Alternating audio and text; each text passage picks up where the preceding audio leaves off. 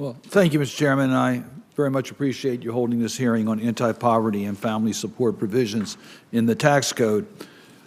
I recall very vividly when we were debating the enhanced child tax credits, the predictions that were made on lifting families out of poverty. I remember Senator Bennett going over those numbers with us as to the impact this would have if we enhanced the child tax credits. We then did it, and the numbers paralleled what the predictions were. We accomplished what we wanted to, lift families out of poverty. So I think the case is pretty clear. The impact of reinstating the enhanced child tax credits. I'm proud of what we've done in Maryland, Mr. Chairman. Governor Moore signed into law the Family Prosperity Act in the state of Maryland, recognizing that there was going to be a reduction in the child tax credits here at the national level. The state of Maryland stepped up for its citizens and passed and enhanced child tax credits and earned income tax credits for Marylanders, and that's now the law in our state. Our governor recognized the benefits of these programs on fighting poverty, and I would hope that we would do the same. Ms. Matsui, I want to ask you a question in regards to money being left on the table. I think the most recent survey shows that as much as 20% of those eligible for the earned income tax credit are not seeking the earned income tax credit. What can we do to make sure that those that are entitled to benefits understand that they are entitled to these benefits, have the help they need in order to receive those benefits, and are not priced out of the market because of the cost of obtaining those benefits? Senator, thank you for that question. And it's a very important point that refundable tax credits like the EITC for eligible families, there is a kind of a cost of accessing them. Families need to file their tax return every year in order to claim those credits.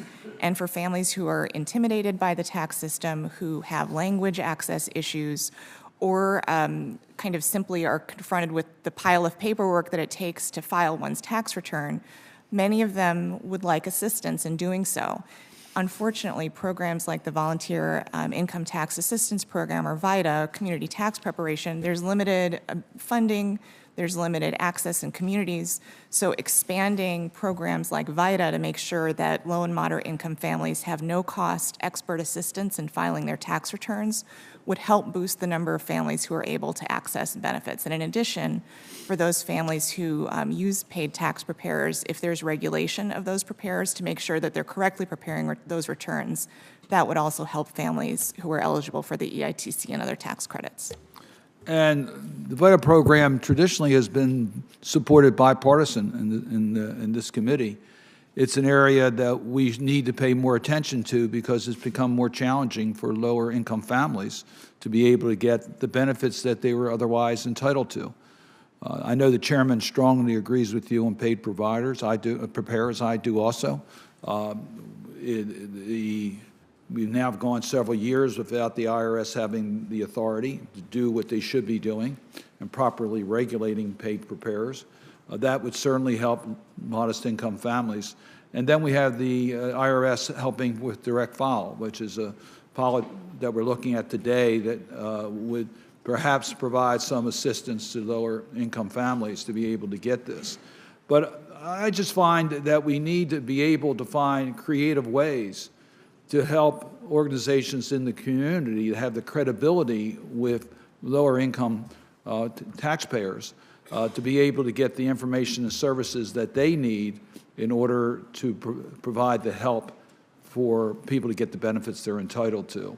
So I hope that we will look for creative ways working with you in order to do this. Yes, let's deal with paid preparers, let's deal with the VITA program, but let's look at other ways that we can get reliable information out that can be acted on in a cost-efficient way so that taxpayers can get the benefits that they're entitled to, because just too much money's been left on the table. Mr. Chairman, it's sort of an anomaly. Those that are at the highest ends aren't paying their fair share of taxes.